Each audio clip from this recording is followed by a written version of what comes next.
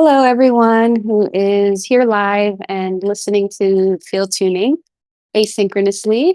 This is Hoda, also known as Intrepid Bodies, here to hold space and facilitate the December 2024 Field Tuning card pulling divination container. Welcome, welcome, welcome. Field Tuning is a container that I'm now hosting twice a month to just divine on the field, which I call kind of the field is like what I call collective energies, shared field of consensus or non-consensus reality. um, and so yeah, just thank you for joining in. If you haven't joined the broom yet, I welcome you to the links to join the broom Discord space to find out more about the broom as a brand and also how to become a member are all going to be in the episode details. And I encourage you to join because yeah, there's nothing like the live containers in my opinion. And when you join live, you also have the opportunity to see the cards and have a visual component to what each group and what each divination represents. So join. I welcome you. Um, so yes, guys, welcome. I am gonna go with my typical style of pulling three groups. Um, and I'll start with group one. And as always, I will welcome anyone. I haven't pulled the cards yet, but I'll welcome anyone to feel into the groups, feel into with your senses, with your psychic senses, your clairsenses, all of that, to see which group you align with a little bit in advance. And we'll go from there. Ashe. Nobu says in the chat, I feel like the cards are flying out because it's also kind of windy outside. Um, Nobu says, I feel like group one and group three apply to me. Thank you for your input.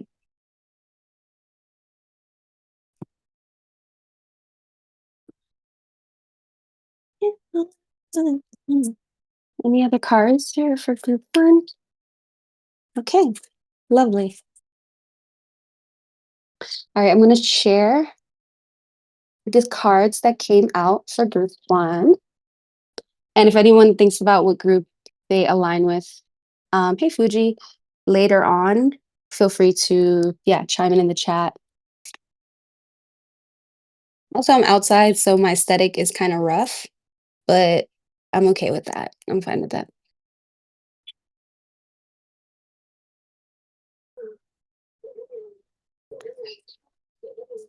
Group one.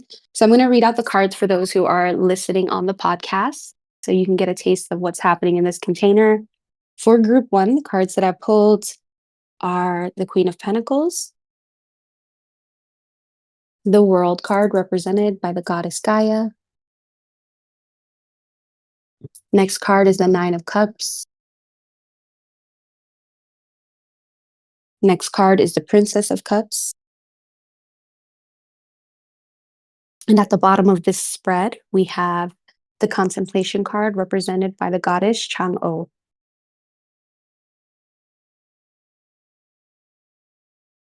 So there's just instantly, like as I just look at these cards, I kind of get chills. I kind of get this like sense of an embodied sense of pleasure, an embodied sense of what I would call like the adage, like know thyself. Um, like understanding one's place in the world. The Queen of Pentacles represents a queen, quite literally, who is sort of in touch with her sense of abundance, who's in touch with a sense of inner richness. And I'm going to read what each of these cards represents as well, but I just kind of want to give my divinatory sense first. So we have the Queen of Pentacles sort of opening up this spread. For some reason, I kind of get this like matronly vibe from the Queen of Pentacles, some sort of like matronly energy surrounding or swirling around those who kind of align with group one and the energy with group one. I think that's further emphasized by the next card, which is the World card represented by Gaia. This sense of also being in touch with this could be kind of meta. It's like on one level, I get a sense that those who align with group one probably feel like, yeah, like I'm in touch with myself, I'm in touch with my body, I'm in touch with my vessel. Um, I know how to take care of myself. But yeah, again, there's this sort of vaster sense or like meta sense of also like understanding one's place in the greater orchestra of life that may be very present for those who relate to group one. This energy could very well go or like kind of apply to people throughout the month of December, but also apply to people throughout the end of the calendar year because December is technically the last month. Um, and so there's also that. Just I guess there's also a sense with this spread that like this is how a lot of people might be closing out this year, like the sense of connection with themselves. Also the sense of like review of what the calendar year of 2024 has brought them, what they've learned throughout this year. And I mean, and that might be present for like group two and group three. So you might hear me repeat that a couple times as well, just to be fair. Um, and so like the Nine of Cups card after the World card to me represents in the theme of this spread. Um, yeah, I would say again this sense of emotional fulfillment, this sense of like one's cup being full. Um, I want to say this sense of dreaming yourself into alignment feels very present with this group. And it's also mirrored to me by the Nine of Cups. And then lastly, the Princess of Cups, which I think also um, represents this sense of like filling one's own cup and drinking from that cup, right?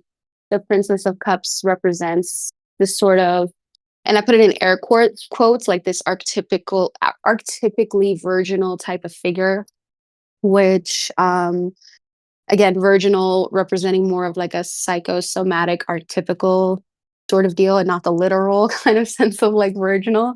But yeah, the Princess of Cups here represents, yeah, like how some of us may exude a sense of innocence and playfulness and just sort of this sense of being green again in relation to life.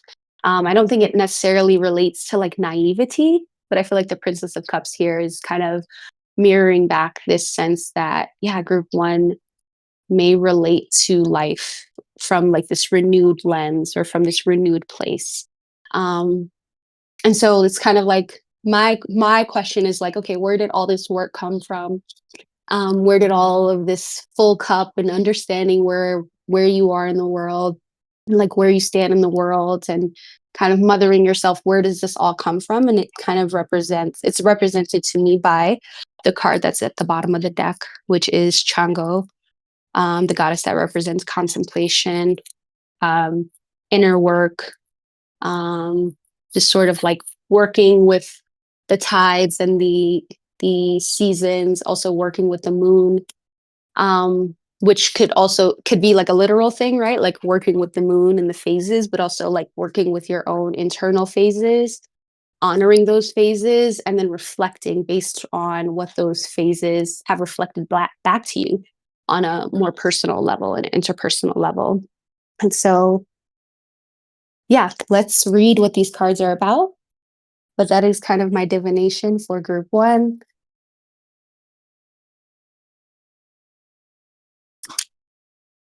And we'll start with the Queen of Pentacles.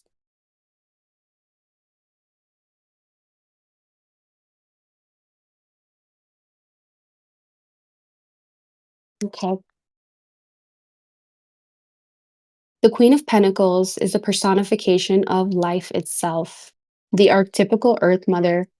This expansive, joyful older woman has the talent to create heaven upon earth.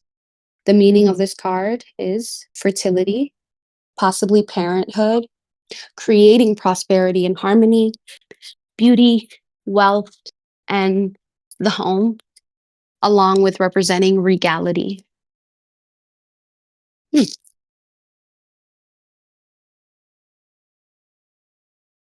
that's beautiful to me.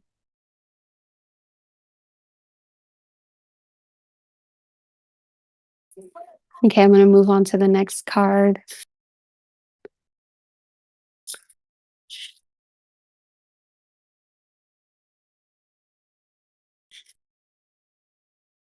Okay, the next card is the World card for group one, and it reads this card is represented by the goddess Gaia. In ancient Greece, the earth was personified as Gaia, a goddess who existed before all life and created all life. The story of Gaia reminds us of the interconnection of all of the world and the importance of living in harmony with her resources. Ashe.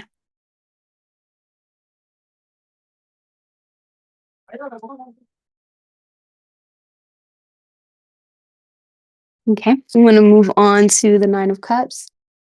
I'm curious how this message is also aligning for people who are here live or not aligning, which is perfectly okay. The Nine of Cups reads, finally, satisfaction. A rainbow leads the woman to a banquet table set with 9 cups. Worth waiting for, this feast will nurture many hearts and bodies. The meaning of this card is satisfaction, contentment. Some consider this card, the wish card, meaning a wish will be granted if it appears in a spread. It's beautiful. Let's see what the Princess of Cups represents. This is all kind of like checking out too with what I was sort of channeling for group one. Then we have the Princess of Cups. The Princess of Cups is represented by an adolescent girl as beautiful as Venus, and she's crowned with a waxing moon, anticipating love, pleasure, and the ripeness of womanhood. She drinks fully. The meaning of this card is artistic inspiration and receptivity. A young woman who symbolizes the gifts of Venus, love, beauty, and emotional richness. This card represents movement in these areas of life along with grace. Oh, I love that word here for group one, grace. Grace, yeah.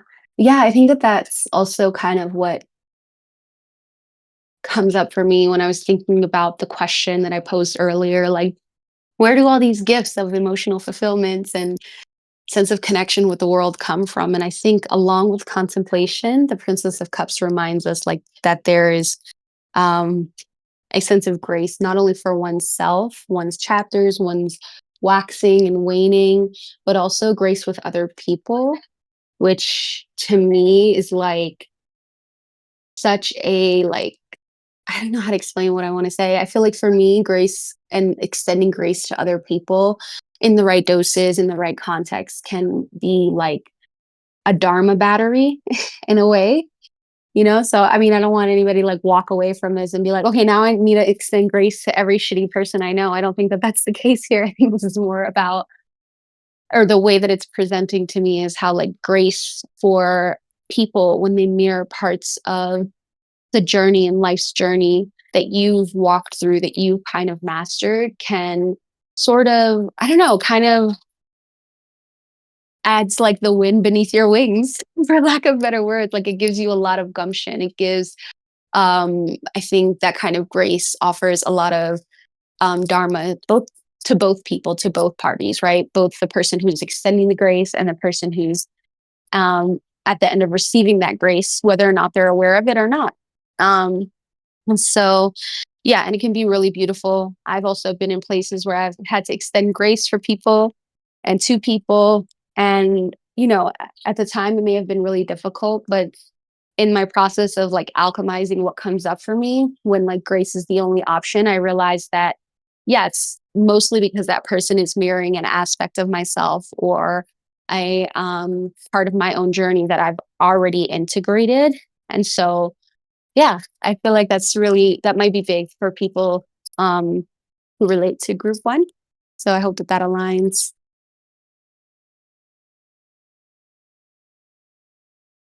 And so before I read the chat, I'm going to read the last card, the contemplation card that's represented by the goddess Kamo.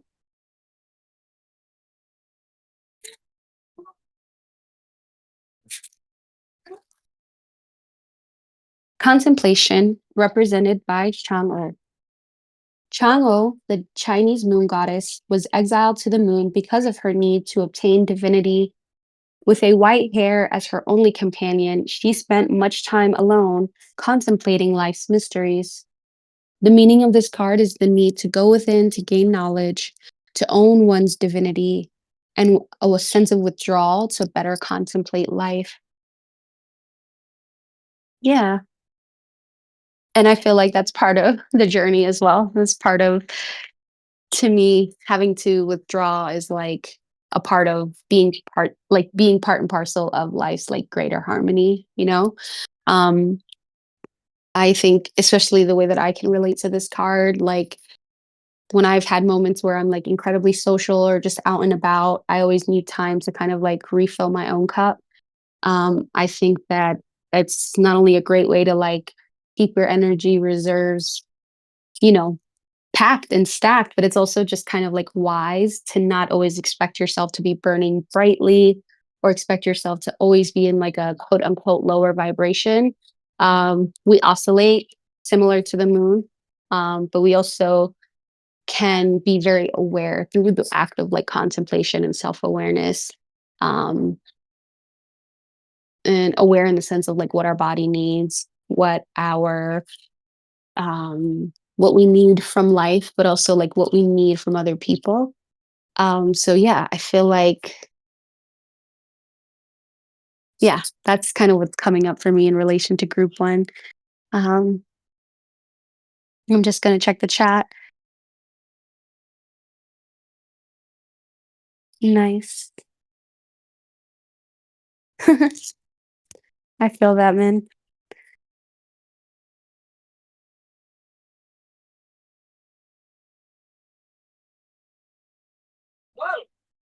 Thank y'all for reflecting. Yeah, I'm glad that there's alignment here.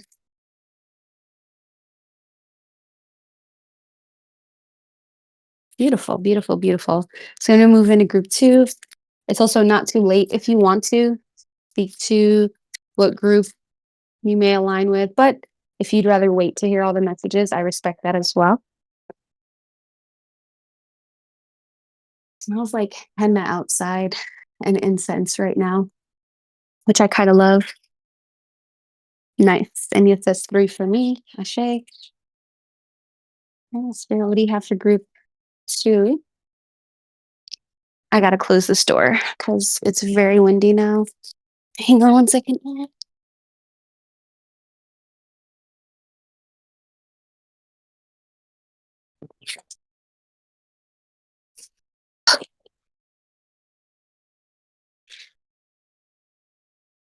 All right, for group two, the cards are kind of all flying out, which is pretty cool.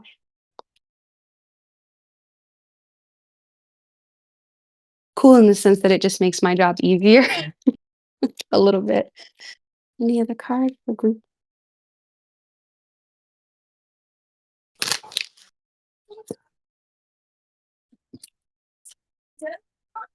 Beautiful. Okay, I'm gonna share the photo for the cards that represent the vibe for group two.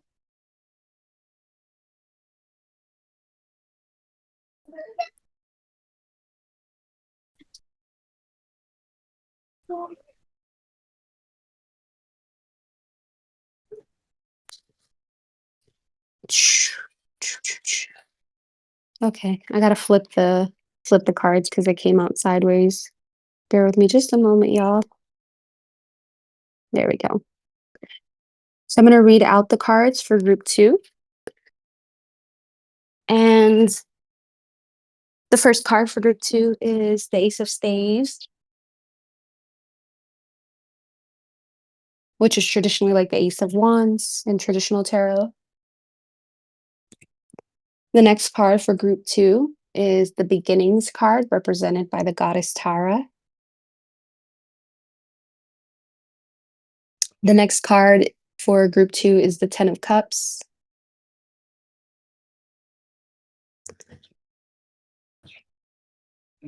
The next card is the Queen of Swords in reverse.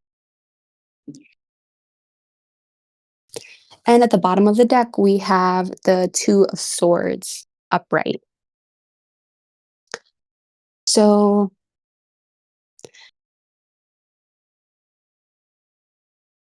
the first kind of like thing that I'm kind of sensing into is this phrase, and I'm just going to kind of channel it the way that it's coming through for me, which is like new beginnings and a new strategy in relation to those who may align with group two. The new beginnings, I think, is emphasized, of course, by the Tara card, as she represents beginnings, but also the Ace of Staves, which is this card that represents this potent upspringing of um, realization or like recognition or enlightenment, I guess you can say, for the sake of this container. And the interplay between these two cards is really interesting to me. There's even like this interplay between their color themes, like their color stories.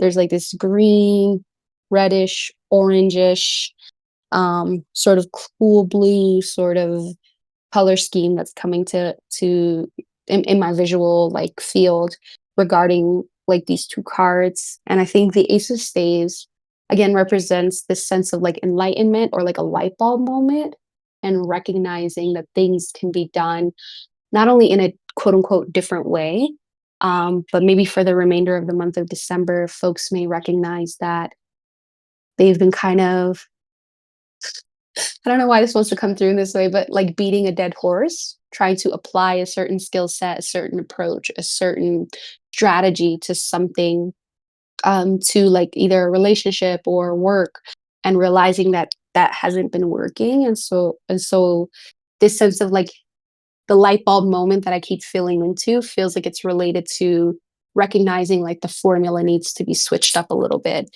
And feeling exciting about that. You know, there's sometimes like, oh, my solar plexus is like booming right now. I guess like what I'm realizing is like there have been moments in my life where I realize like I've been kind of digging a hole in a particular way, metaphorically speaking, and realizing that I could have done so with better tools, a better approach, better team members, a better mentality. But also like upon that recognition, feeling excited about it and not necessarily like beating oneself up or even beating my own self up, being like, why didn't I think about this sooner? Or feeling like, oh, why didn't I have this recognition like 6 months ago and my life could have been X, Y, and Z, you know? And I don't think that that's necessarily the energy present here. This feels more akin to like recognizing that there can be a new formula and a new strategy applied to something. And just the sheer recognition of seeing that you can apply the strategy in a new way, it actually like kind of opens up the path, um, and sort of renews your sense of energy. And those who may relate to these cards, right, renews your sense of energy on whatever you've been sort of putting effort and mindful approaches towards, right? And I think that that is further emphasized by Tara, right? Like this new formula actually makes you feel like you're beginning again and starting again. And so that kind of presupposes a sense of like freshness, newness, or just a renewed sense of, again, like commitment or I don't know, just joy on around whatever this is, whether it's like pursuing a relationship, whether it's pursuing your work, whether it's like pursuing healing. It's like I'm not sure if it's like the calendar year ending and people being in this sense of review just helps them see like what they can do differently and what they won't be doing. Hey, girlfriend. Sorry, the cat just pulled up. Oh, oh, come here. Okay, girl, do your thing. Yeah, but I'm not sure if it's the end of the calendar year or yeah, just being in this sense of review. But I feel like this sense of, yeah, recognition of applying a new strategy and new formula is going to be deeply invigorating for some, which is exciting to me. Um, Again, that's further represented by the Ten of Cups, in my opinion, just as I channel this. Ten of Cups, again, I think represents this completion energy. So you have like the Nine of Cups, which came up for group one. And to me, the Nine of Cups represents this emotional fulfillment, wish fulfillment, this almost like I don't want to call it a psychic sense, but it is a little bit of a psychic sense of like knowing that there is something over the horizon. And then the 10 of cups to me is like actually seeing the horizon and being like, oh shit, here it comes, you know? And whether that is, again, something new coming into one's life or a recognition, renewing your internal reserves, that's to me what the 10 of cups represents, like realizing, wow, shit, I can do this in a different way. Um, and that makes me really happy. That makes me really excited about whatever this thing is that I was pursuing or creating space for to come into my life. Um, so I love that. Um, then we have the Queen of Swords in reverse, which to me honestly just reads like intellect is not and will not be the thing that helps you like it's not going to be the only thing, right? Like this sharp, the Queen of Swords represents this like sharp sense of intellect, this like ability to like cut through the BS and almost be like, I guess to me the Queen of Swords represents like the embodiment of being what people call like a thought leader, shielding, because that could mean a lot of things to different people. But I feel like, yeah, like this Queen of Swords in reverse represents how, yeah, like intellect and just relying purely on intellect isn't the thing that's going to refresh your internal reserves. It's more so about like applying tried and true, not only just adages, but tried and true strategies towards your life, things that you have seen work in the past, and applying those strategies in a way that trying to be innovative or trying to be, I guess you could say, creative won't get you to, which kind of feels like oxymoronic, right? Because like being innovative, being a thought leader is seen as like a positive thing, but there are some instances and some contexts where doing things in a way that, I don't want to say they're meant to, but I'm thinking about if it ain't broke, don't fix it, right? Which to me kind of represents strategies that have proven themselves to work.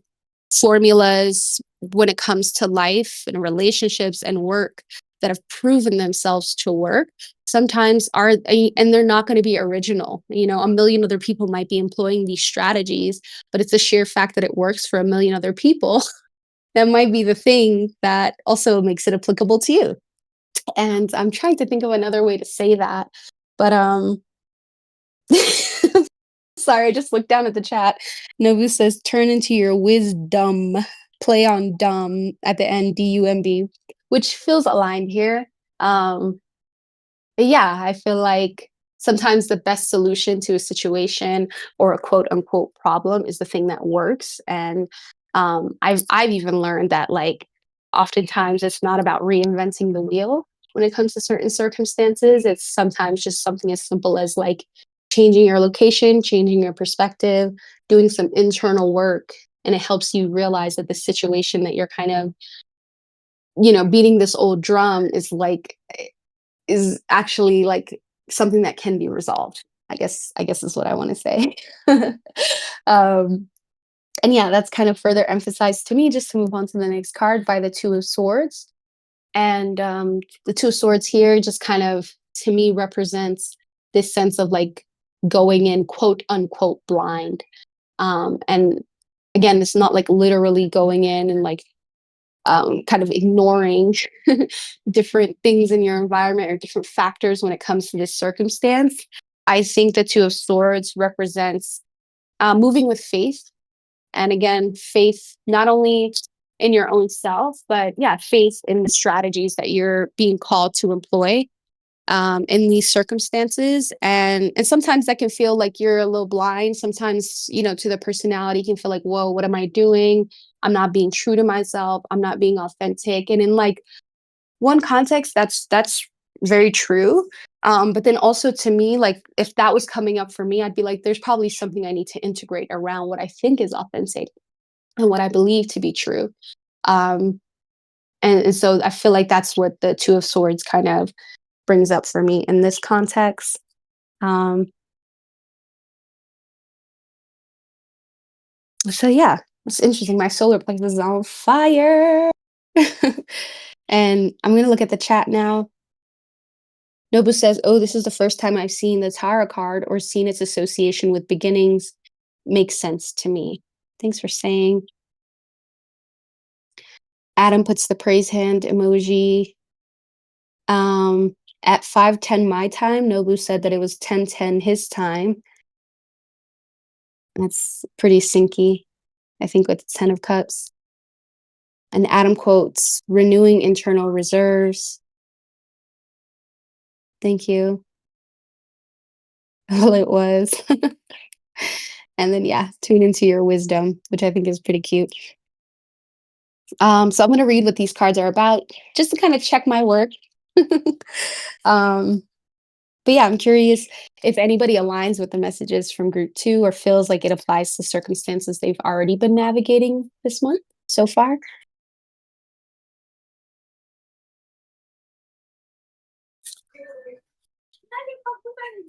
Ashay. Adam says yes on alignments. If you want to say more on how, I'm definitely open to hearing, Adam.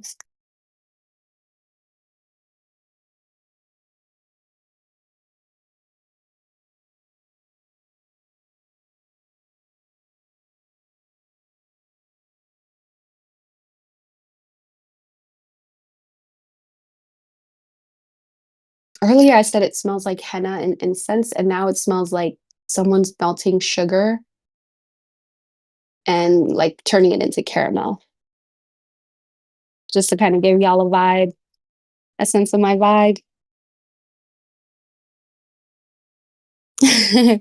Adam also says, nothing in particular in terms of him furthering his reflection, jumping out at me. But Adam also says, but I'll say it's a combo of both what's been said and your solar plexus on fire, lol, and the being over beating that dead horse. Definitely. Yeah. Thanks for sharing. I forgot I even said the thing about the dead horse. But it feels apt and it feels potent too. I'll expand on that by just saying it could be a feature of the calendar year coming to a close and that crescendo of like New Year's energy that I will say that I even get swept up in. I think it's a very potent like collective portal. But I also feel like yeah, it could be also part of the season, it being winter in a lot of places or cooler.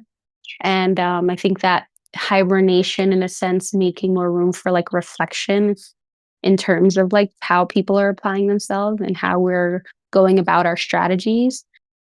Um, Hi, kitty. Hi, mama. Hi, mama.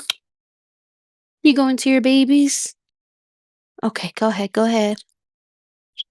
Come here. Oh, okay. Bye bye. But yeah, it feels really timely, I would say. Definitely. Adam says, that poor horse, what a violent idiom, lol. Adam also says, been thinking a lot about the year transition, honestly, too, especially the 8 year, Saturn year to a 9 year, Mars year. Interesting. It is an 8 year. I did not know that that was, I'm just kind of integrating what you said. Wow.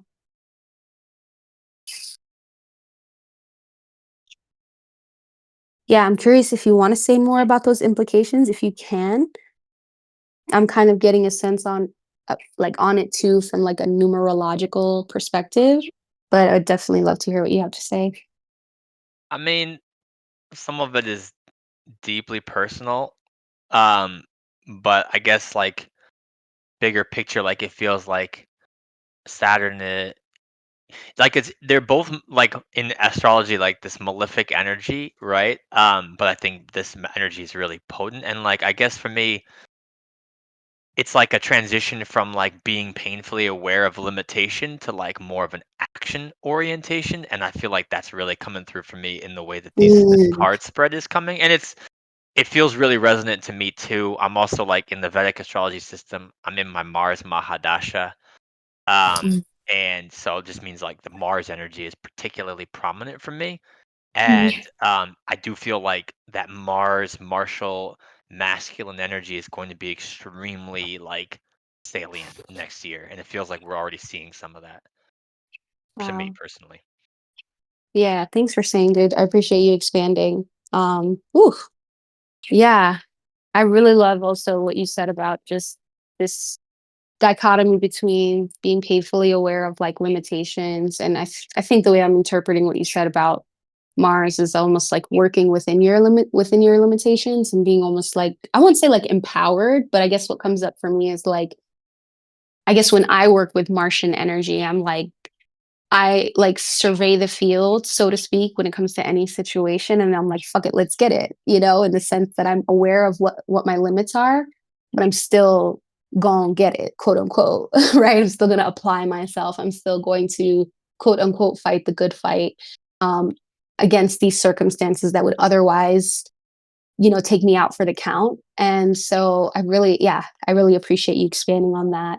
Um, I also think too, like from a numerological perspective, 9 represents the number of completion. It's recognition of like 9, sometimes also relating to like the great goddess, like the great mother goddess. This idea of being so contained within your circumstances, within your own self, that it almost feels like you're almost like limitless, or like this sense of the number 9 representing a sense of like limitlessness, because one is just wholly aware of what their container not only can do, what their container can hold, but like the capacity of, yeah, success, richness, and abundance within their container of resources and energetic reserves. And so that that kind of sparks me up a little bit, makes me excited for this new calendar year. Um, so I appreciate you for sharing. Lexi says in response to Adam, I've been thinking about those from numerology too, but the planets make it more spicy, in my opinion. I didn't know about the planetary aspect. We're learning. I love it. Adam also says action, quote, action oriented is what came up for me. Yes, definitely. It was spicy.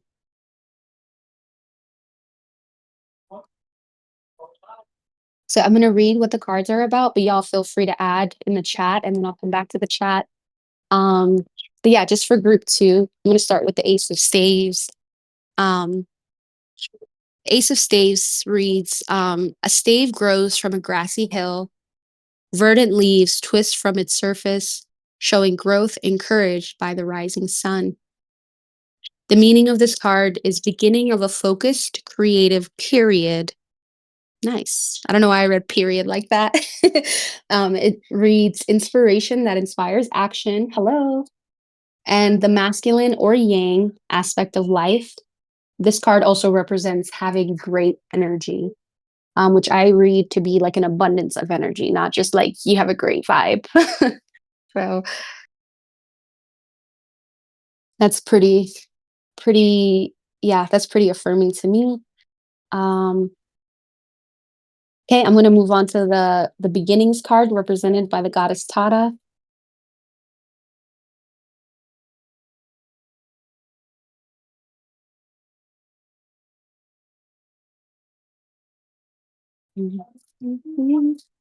Beginnings represented by Tara. Tibetans believe that the goddess Tara has the power to heal all sorrows and grants all wishes. Tara is honored as the protectress against the many fears that block men and women from living in happiness and harmony. The meaning of this card is innocence, which protects, new beginnings, optimism, and again, innocent trust. So, innocence twice, super juicy. Yeah, definitely aligns with what I feel like I was channeling earlier in relation to how like sometimes putting down the burden of guilt of like not knowing that there is a new strategy or a new way to approach things, or not knowing how to apply your energy, can just sort of open up a renewed lens that I think relates to like this sense of innocence, um, and approaching things with a sense of innocence as opposed to approaching things from the lens of, yeah, like, oh, what could possibly go wrong, right? It's more like Tara represents like what could possibly go right in a certain circumstance. So Really beautiful to me.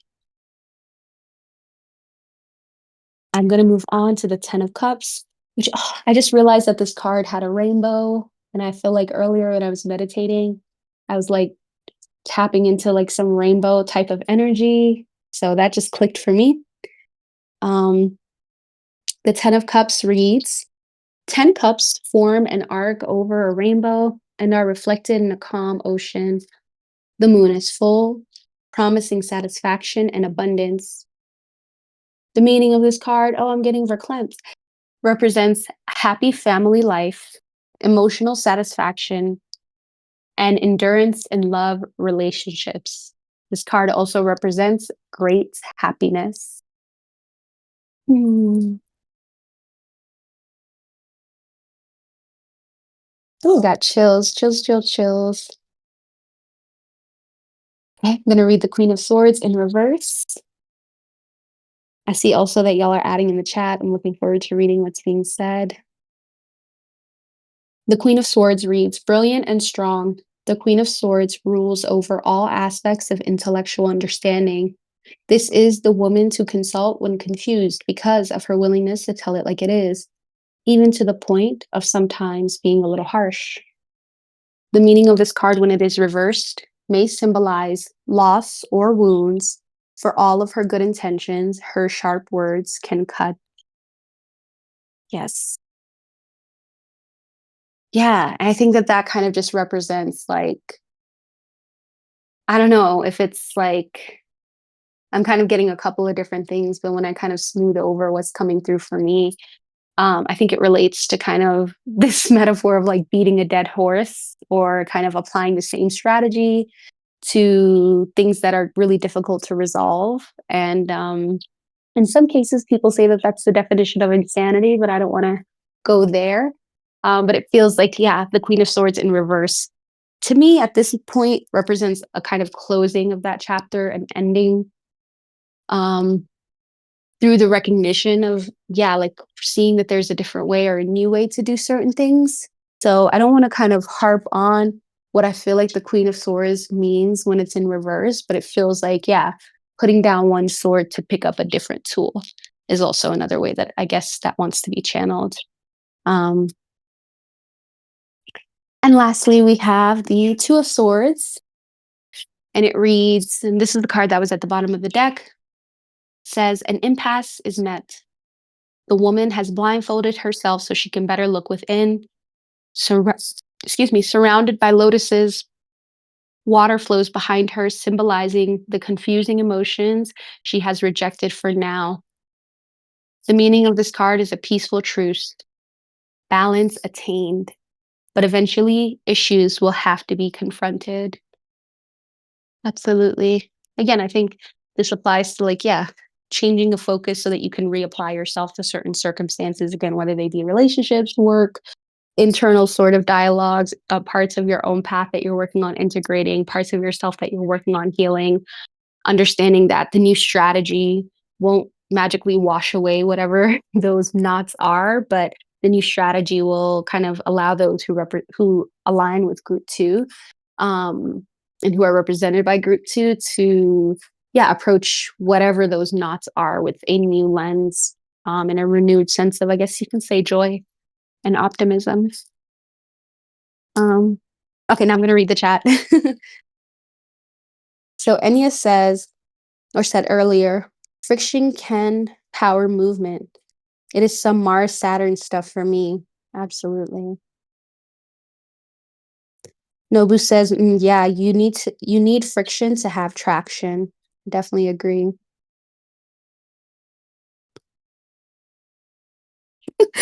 Adam says the card Tara keeps making me want to belt out. The hills are alive with the sound of music. LOL. Adam also says, I love how she's spinning. Feels Leela slash divine play coded. If you want to say more on that, I'm definitely holding space. And then Adam says, oh, what's that? Um, Adam also says, oof, yeah, the Queen of Swords in reverse. My intellect has definitely cut me ungracefully before. Ashe. Ashe. Definitely. Definitely have been in that position as well. just kind of trying to apply my head mind to like every single circumstance in life has, yeah, I've learned quite a bit and have been humbled by trying to approach life in that way too. Okay, group two, that's your read. Um, feels like this divination is going by very fast. So yeah, now I'm gonna move into group three to shuffle up the deck again.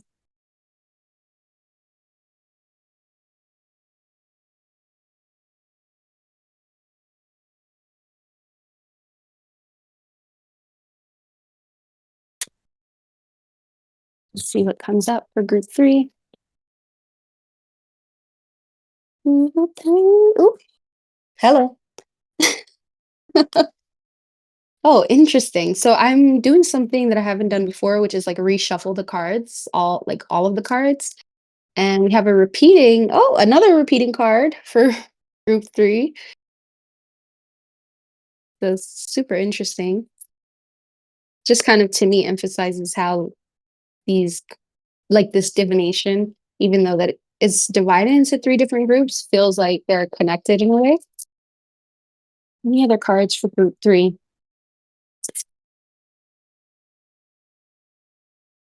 Oh wow.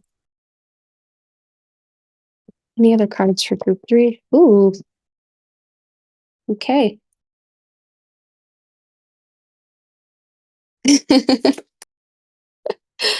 Nobu says the cards are alive with the sound of Hoda. With the sound of music. Okay. I'm gonna share the cards that came up for group three.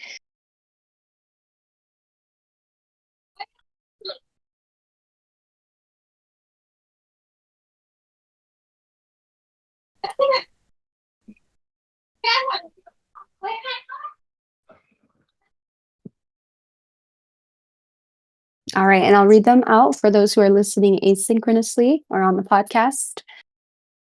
The first card that came up for group three is the Queen of Swords. Maybe that's why I felt like I didn't have that much to say about the Queen in the last spread because she was going to come out again. Kind of love that this is happening. So we have the Queen of Swords. The next card is the Contemplation card, represented by the goddess Shango.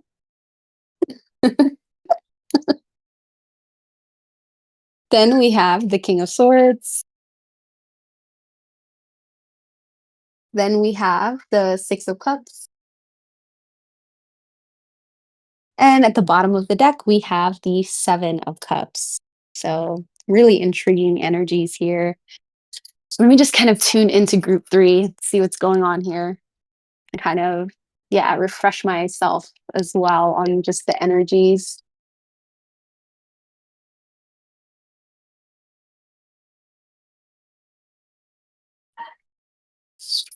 The smell in my environment has changed as well. It smells like, I don't know, this like fragrant leaf burning, not marijuana, but like another fragrant leaf burning. So,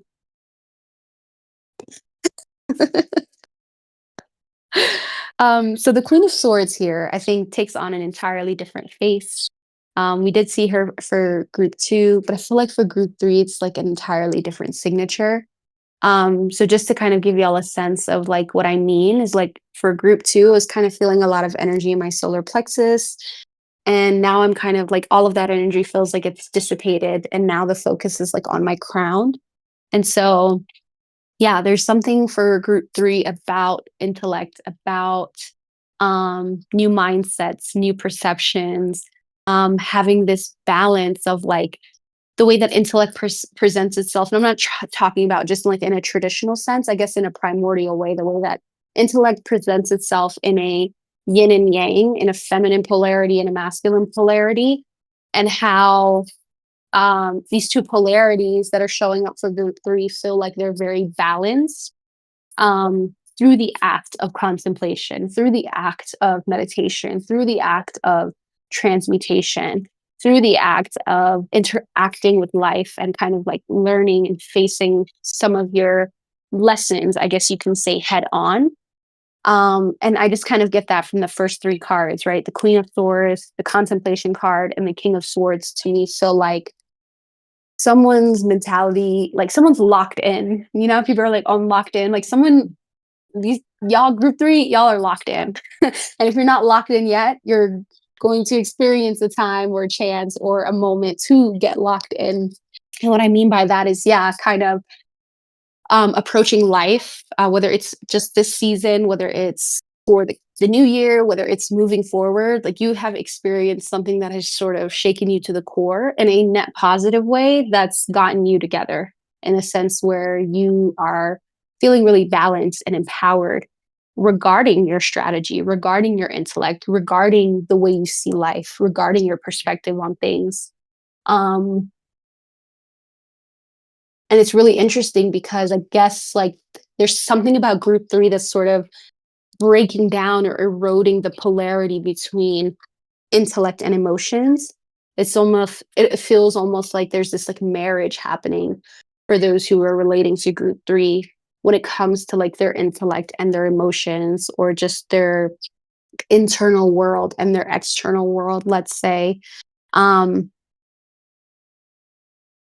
Yeah, it's super powerful. I also do get a sense that there's like some ancestral energy on board, either supporting group three or helping group three take on these new perspectives and also maybe even take some old perspectives off with ease.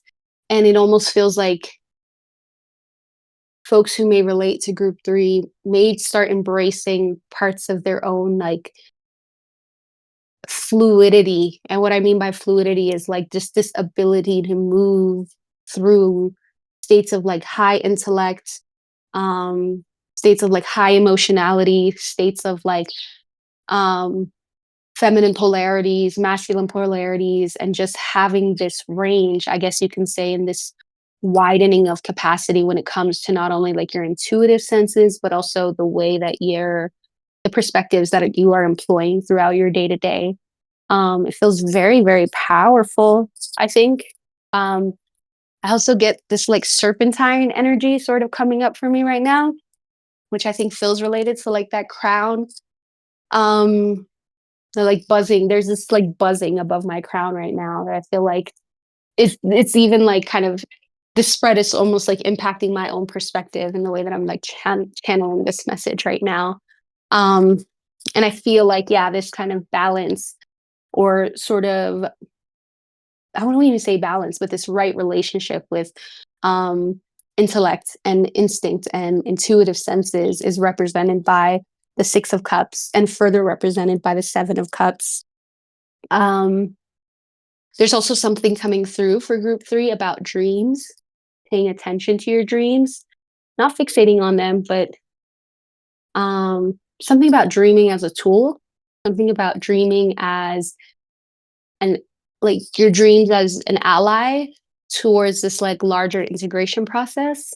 Um, like your dreams may be directing you, and I'll say this has been happening for me the last like 3 weeks. Like my dreams have been kind of directing me towards like what to eat. Like I've been dreaming that I'll like be looking at a menu and then in the dream I'll like, for example, like be like, oh, that sounds really good. And then later on that day I'll show up at a restaurant that has that exact item on their menu. And I'm like, that's what I'm gonna get. Like there's no qualms about it. Even if I thought I wanted, you know, the fish fingers, or even if I thought I wanted like a soup, like I feel like I've been seeing that process occur to me and it's occur for me, and it's been helping me not only like trust myself more, strengthen my connection to my intuition, but I feel like there's part of me that wants to share that or like impart that, if you will, towards group three, because you might notice that like, yeah, you'll see yourself take a particular direction in a dream, and then the opportunity to kind of mirror what happens in the dream shows up in the waking dream, like IRL. And so just pay attention to that.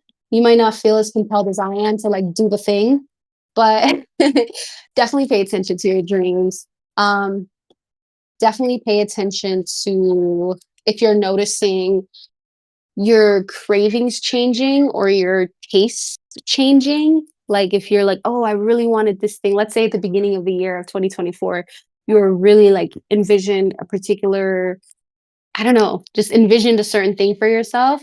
And you realize, like, by the end of the year, now that we're in December 2024, that you don't even want that thing anymore.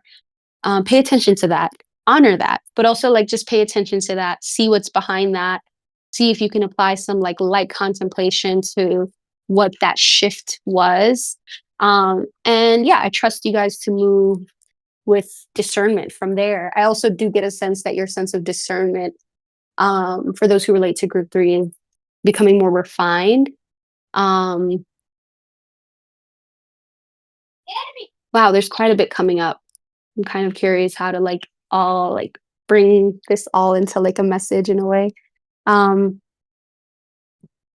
I guess I'll ask y'all. I'm curious what's coming up for you guys in relation to group three. Mm, I'm looking at the chat already. Nobu says, "Yeah, this feels Michelin star to me." Nice. That's a high compliment. Thank you. Nobu also says, "Was talking to Dallas about dismembering the feeling of the outside being a poor reflection of the inside." That's really juicy. I'm curious if you want to say more about that, Nobu,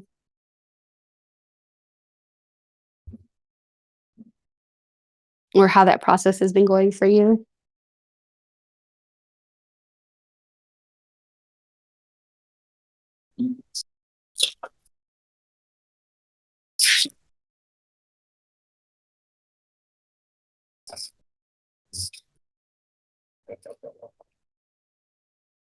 Mhm,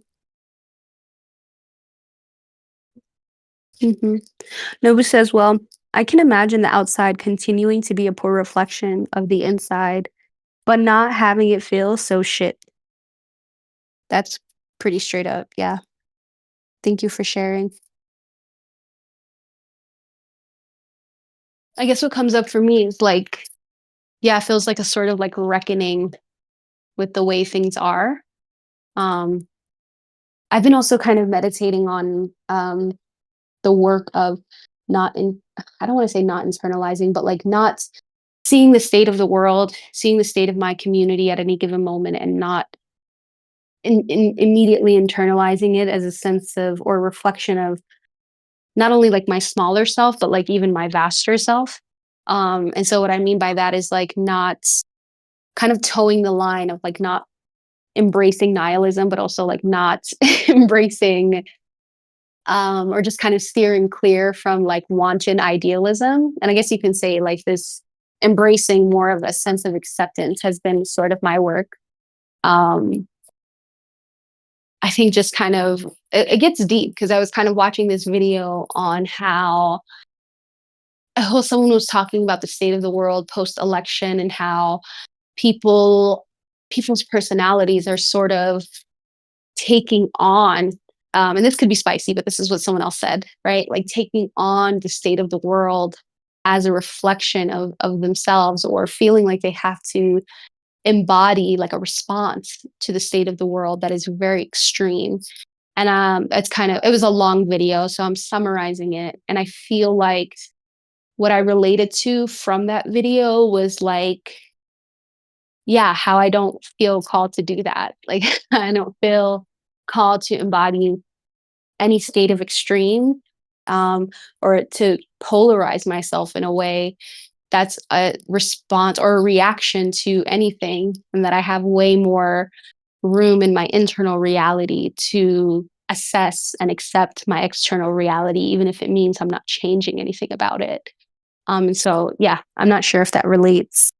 Um, but yeah, that's what's been coming up for me recently. And I feel like for me personally, it has been with the help of like just kind of communing with my ancestors, communing with my internal reality a lot more than I usually would. To yeah, kind of reckon with the way things are and reckon with the, the external as it is.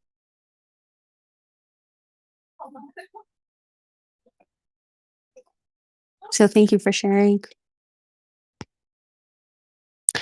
Enya said, I woke up at like 2 a.m. last night from a dream, and I immediately chose the other option from what I dreamed of doing. Oh, like the other option, like the opposite?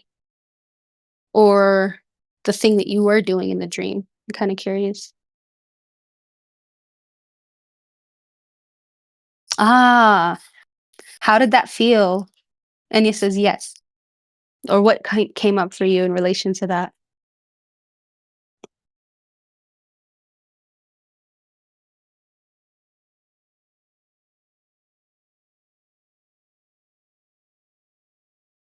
Ah, yeah,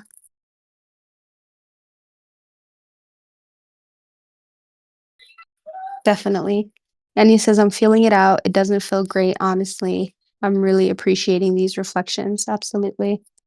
Yeah. Yeah. And I don't feel like it's prescriptive, right? Like there's this sense of like, I think the reason why that message came out is like pay attention to your dreams.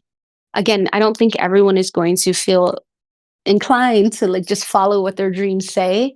But I think it's like kind of like beneath the surface of that.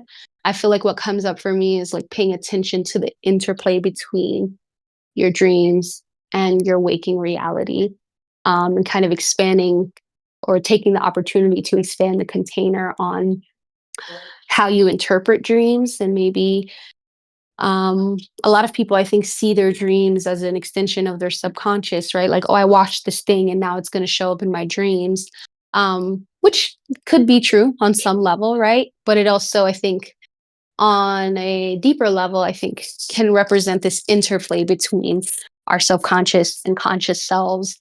Um, that isn't just a two-way dialectic, if you will. Like it's a, I think, more complex network than that is what comes up for me. And so, yeah, I just kind of want to say that as another way to sort of work with dreams or pay attention to your dreams. Um, yeah, and kind of see what happens from there.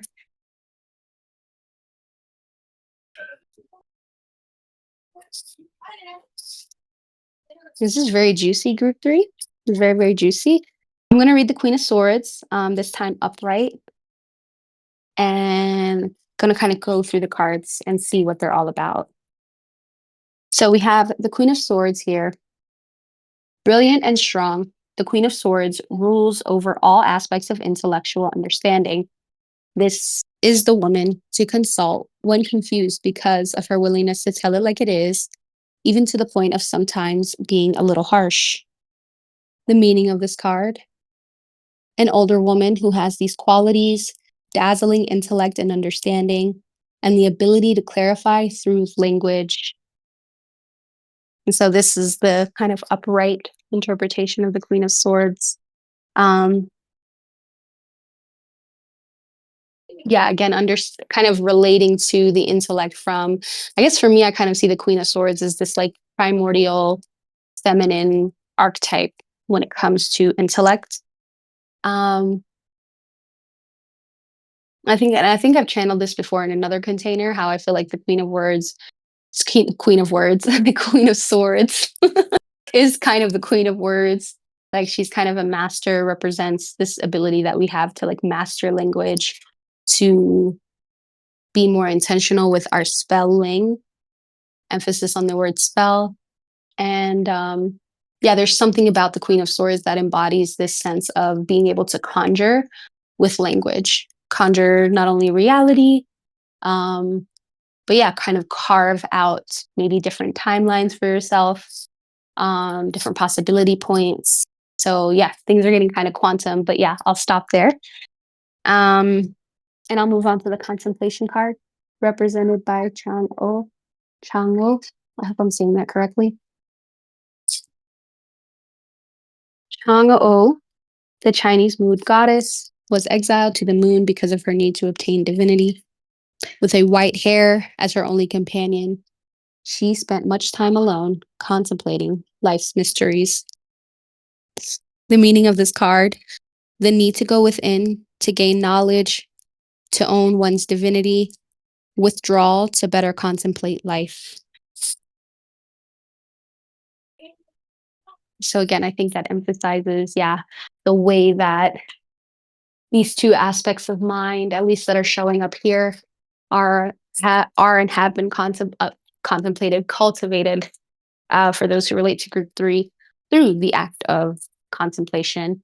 Um, I'm like, is there anything more to say on that? I don't think so. So I'm going to move on to the King of Swords.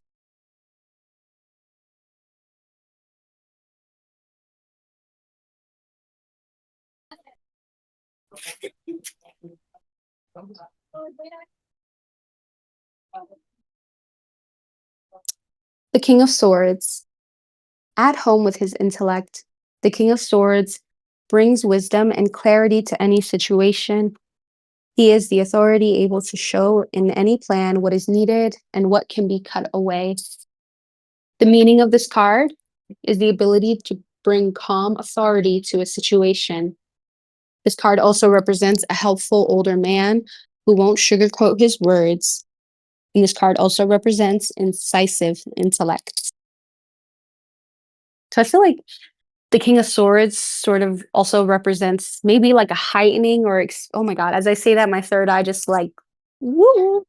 I feel like the King of Swords represents, yeah, like I was going to speak to like the chakra system and how like this like those who relate to group 3 might experience or already be experiencing this refining definition, if you will, of their upper chakra system, and might be finding that there's more room for this like incisive, more direct application of intellect. I also really appreciate that the deck speaks to not sugarcoating, because it also feels very, very potent and present in the spread for group 3.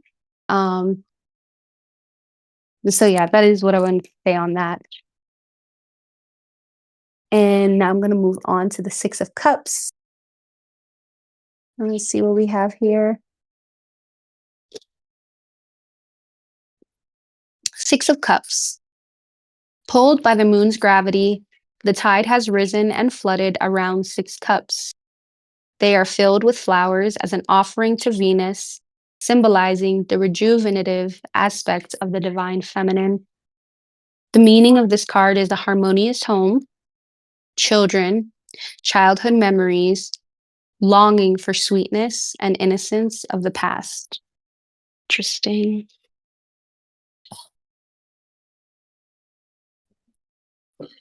Mhm. So I think earlier I was kind of speaking to this like fluidity that might be present for group 3. And I think the cups cards are representing that fluidity. Um, and how like there's a way to embody, and there might be chances for people in group 3 to realize that there's ways to embody like incisive intellect, and also this, again, this like warm and shielding, like fuzzy sense of like connection to your emotions. It doesn't have to be so polarized or polarizing to sort of travel these different arenas in your inner world. Um, that there might be circumstances in our life that do call for incisive intellect, a sort of pseudo objective point of view.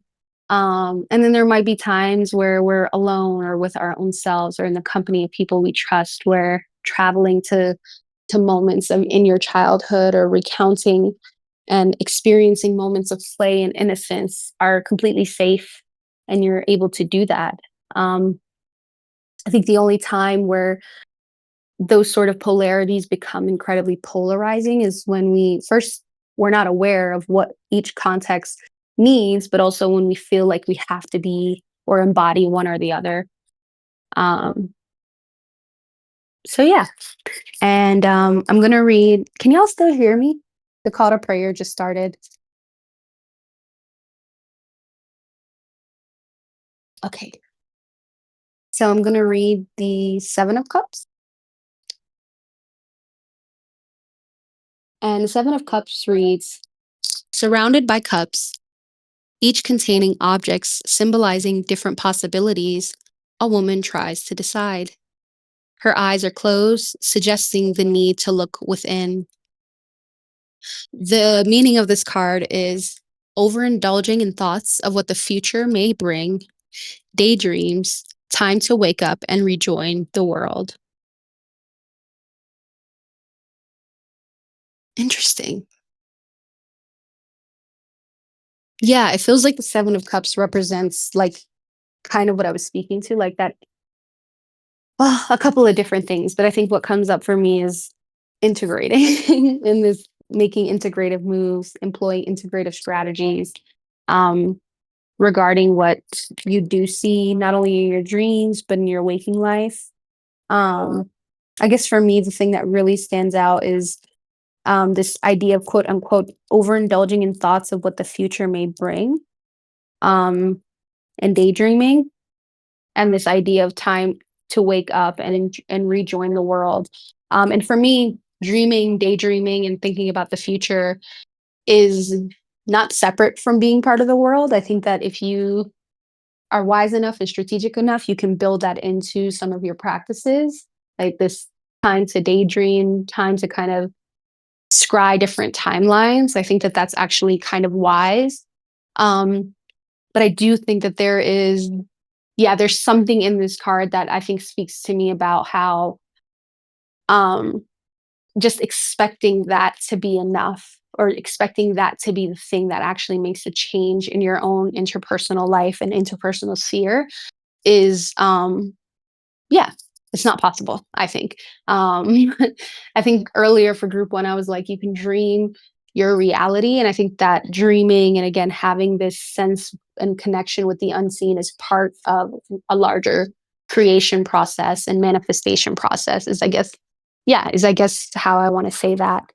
Um, but I think kind of being lost in the ethers can be a disservice to ourselves. It can be a disservice to not only our like quote unquote potential and quote unquote purpose, but it can be a disservice.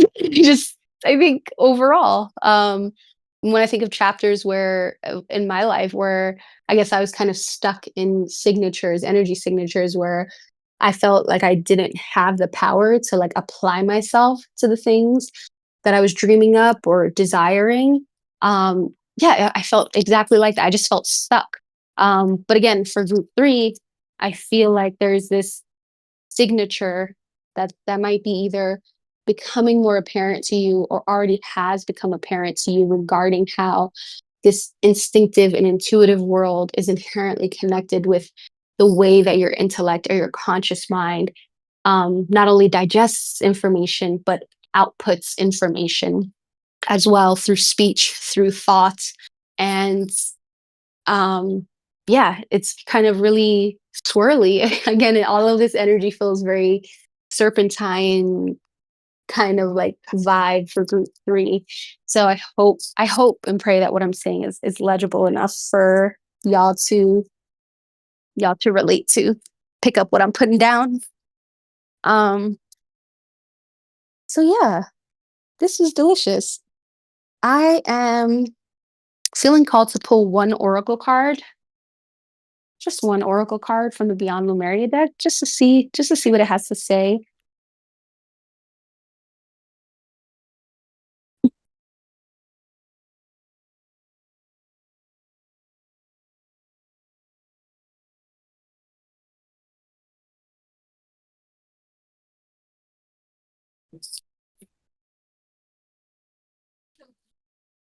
Let's see what the oracle have to say for the month of December or for the next couple weeks.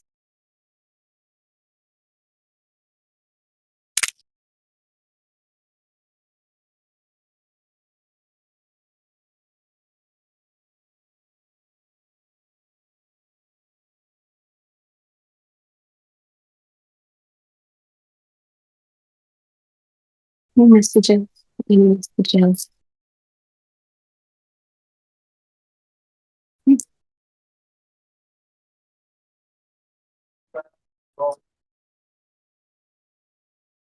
Okay, we have one card that came out from, again, the Beyond Lemuria Oracle deck.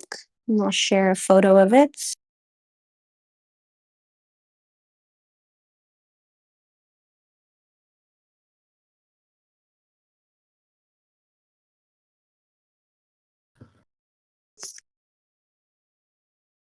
And the card, for those who are joining asynchronously, is the third eye chakra, which reads pineal perspective. Fun play on words.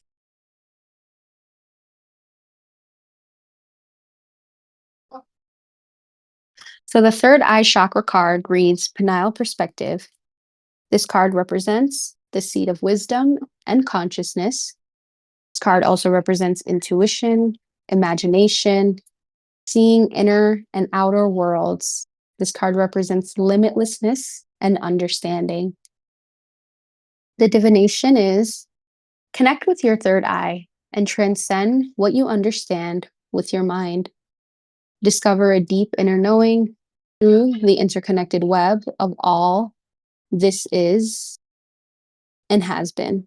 Sorry, I just struggled with that. You can tune into this wisdom at will, as and when you wish to. This wisdom is ancient yet pioneering. It is the creator of the free will we choose to weave from movement to movement. Be the observant witness. Allow the transcendence of duality without judgment. Be mindful, listen, and allow your unfurling intuition to unravel the paradoxes of reality. Love that. Specifically, the paradoxes of reality. This card encourages us to, this is what the oracle says we need to do to restore our connection with our third eye.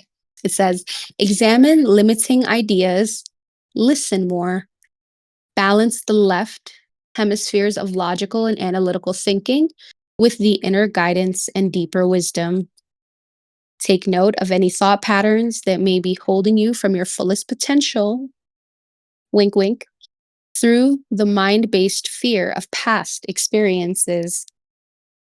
The themes here enhancing your imagination or intuition and seeing beyond the illusion. The healing position for this card is between the eyebrows. And if you engage in this kind of thing, it says that the color wash is deep indigo blue. So this card feels very potent.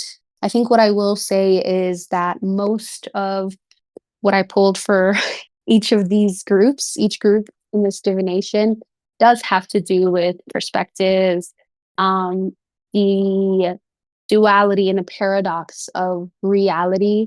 Um, Again, we did channel, and I did get to channel a little bit on will, and I think that that is connected. But I also do feel like, yeah, there's something potent and pertinent about the third eye chakra being the card to come up, because I do think the way that we can create change and the way that we can apply ourselves in a metaphysical sort of sense and employing the tools of like metaphysical tools is through our like mostly what we affect is our perception, and then things trickle down from there, I guess you can say, at least in my opinion. And so it could be as simple as like, okay, I want to like wake up earlier or be a person who has this kind of routine. I think, yeah, the way to do that is to change your perception about, number one, people who employ those types of routines, or maybe how you felt when you employed those types of routines in the past, um, in order to get to the places where like the juice is, right? Like that transmutational juice or that healing juice. I think a lot of it does start, begin, and end with our perception. Um, and so, yeah, I think that's all I want to say on the third eye chakra. Um, I'm going to read the chat before I let Craig go and before I say my thanks and salutations.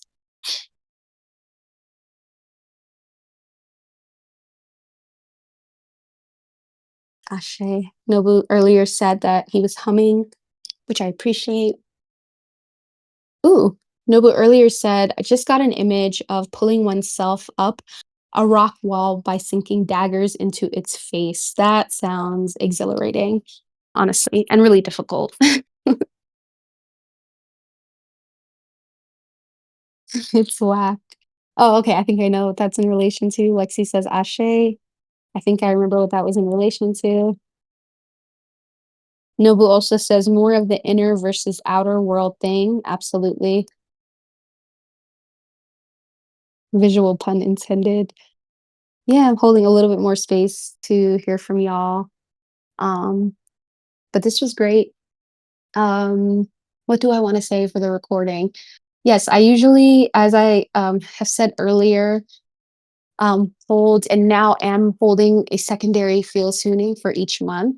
So if you would like more information on when that container is, when I'll be pulling cards again, or if you want to join the live container, please feel free to check us out at thebroom.us.